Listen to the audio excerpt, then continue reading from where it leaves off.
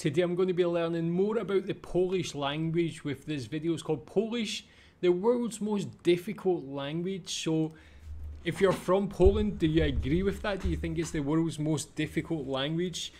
I live in Asia, so of course we have things like Thai, Cambodian, Burmese, even on the Far East we've got Mandarin, Korean, Japanese. I think all of those languages are probably more difficult just because it's completely different characters and that sort of thing. But what do you think about that? Do you think Polish is that difficult? Let's watch this, we'll find out. Meet Dorota, an ambitious young woman working on her PhD.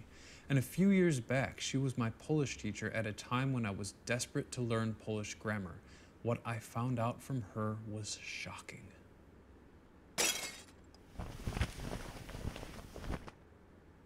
At the time, I was working as a presenter for Wirtualna Polska, making videos in Polish. It quickly became apparent that my lack of any grammatical ability in the language could swiftly put me out of a job. My charm was wearing off. So I reached out to a well-known linguist named Paulina in the hopes that she could help me with my situation. However, she was very busy at the time making a media career and swiftly referred me to Dorota. Dorota had an unusual amount of loyalty and dedication to her students. It didn't really matter how tired or frustrated I was. When I was in her classroom, I was reduced to a humble student. And as time passed, I began to understand that the Polish language, in all of its glory, has some of the most insane grammar in the world. It was as if Dorota had shown me the inside of the Matrix, a reality that I had to confront, a reality that I would have in some way preferred to ignorantly gone without.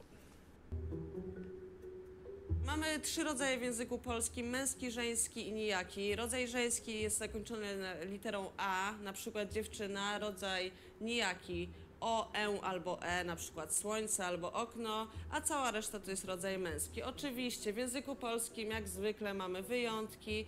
Na przykład jest to kolega albo mężczyzna zakończone literą A, co wskazuje na to, że powinien to być rodzaj żeński, ale oczywiście jest to ten kolega albo ten mężczyzna. Mamy liczbę pojedynczą i liczbę mnogą w języku polskim. Jeśli chodzi o liczbę pojedynczą, jest to ja, ty, on, ona, ono. Liczba mnoga, tak samo mamy dwa rodzaje, więc trzeba bardzo uważać. Na przykład my robiłyśmy, my robiliśmy. Mamy grupę wyrazów, które mają tylko i wyłącznie liczbę mnogą, na przykład nożyczki, wakacje, urodziny. Mamy koniugację, powiem o kilku grupach. Pierwsza z nich to jest grupa zakończona na ać, na przykład grać, i każda grupa ma swoje charakterystyczne końcówki, które musimy dołączyć do podstawy wyrazu. Na przykład ja gram, ty grasz, on, ona, ono gra. My gramy, wy gracie, oni grają. Oczywiście są wyjątki, jak zwykle, na przykład forma pójść w czasie przeszłym, ja poszedłem w rodzaju męskim, ja poszłam w rodzaju żeńskim. Niestety trzeba się tego nauczyć na pamięć. Są też takie wyjątki jak słowo brać, wziąć,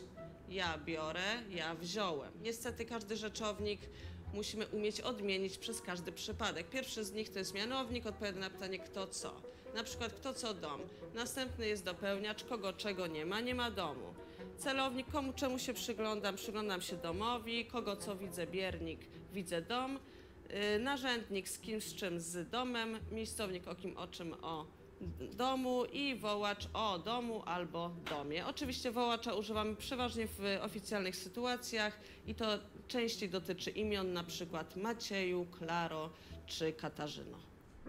Okay, that definitely, I would imagine for someone who's just seen Polish or just learning Polish language for the first time and seeing something like that, I can imagine it would be quite intimidating. It's just all these different rules, and I think that's the most important thing to focus on when learning the language first, is just trying to understand how it all kind of works, all these rules, and then actually going on to like the language itself. But yeah, again, if you're from if you're from Poland, do you think like this would be intimidating for someone who's learning the language for the first time? Were you aware of all these different things, or do you just take it naturally because you've just been brought up speaking the language?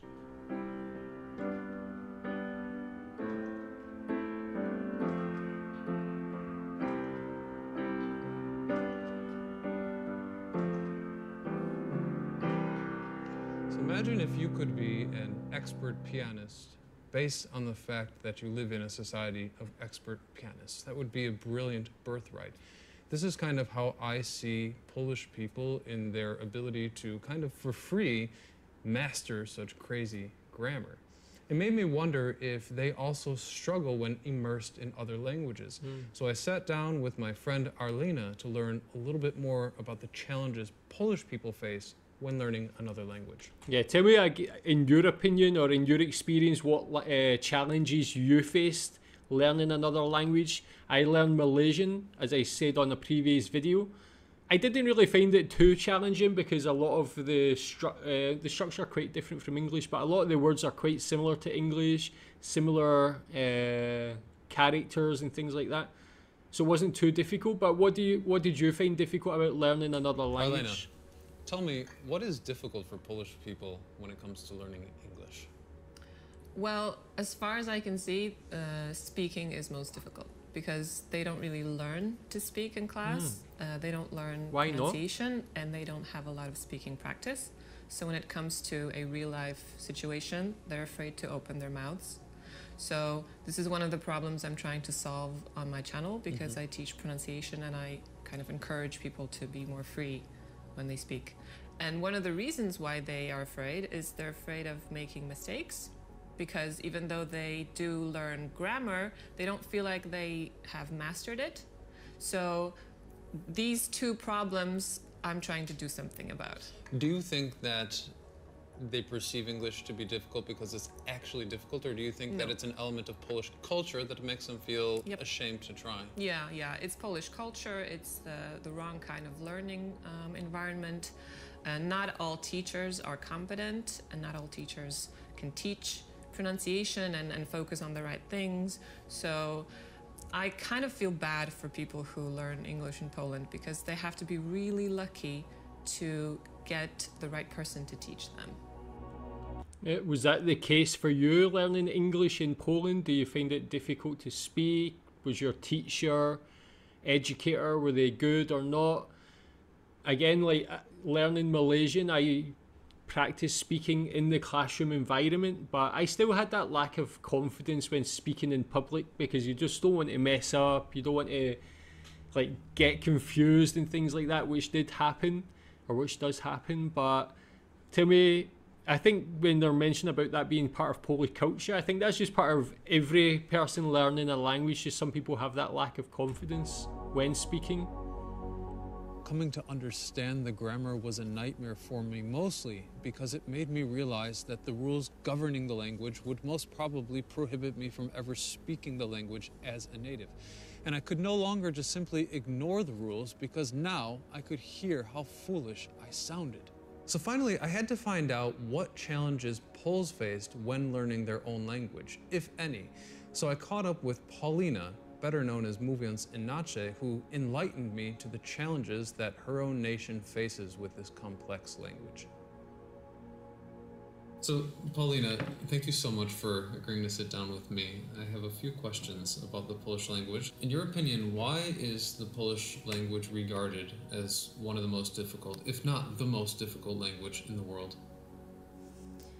Trudno mi odpowiedzieć na to pytanie, bo nie znam za bardzo innych języków. Natomiast wydaje mi się, że język polski jest po prostu naprawdę trudny, zwłaszcza jeśli chodzi o te końcówki. Pewnie sam tego doświadczasz.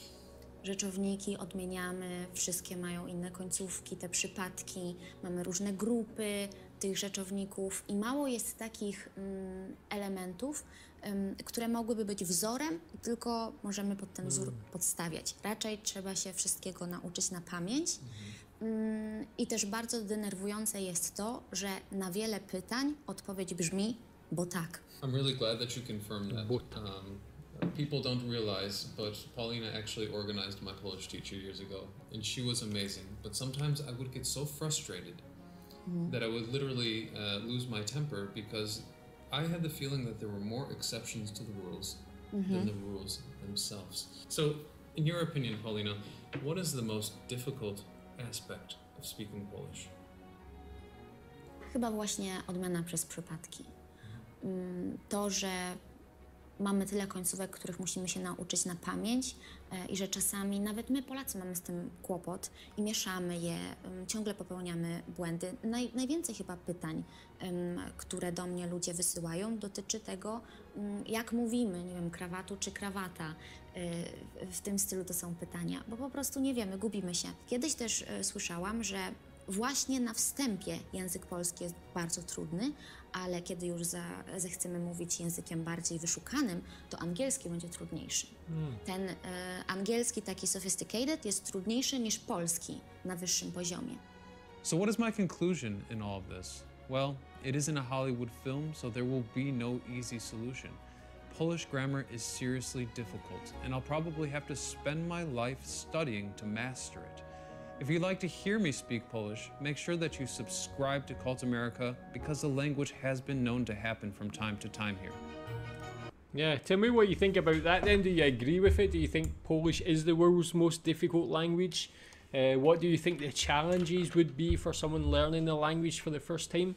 But yeah, again, I think it's just like learning. No language is going to be completely easy. There's always going to be difficulties, I think. So Poland just has these rules or these different things that you have to learn. I think it's challenging, but it would be definitely worthwhile.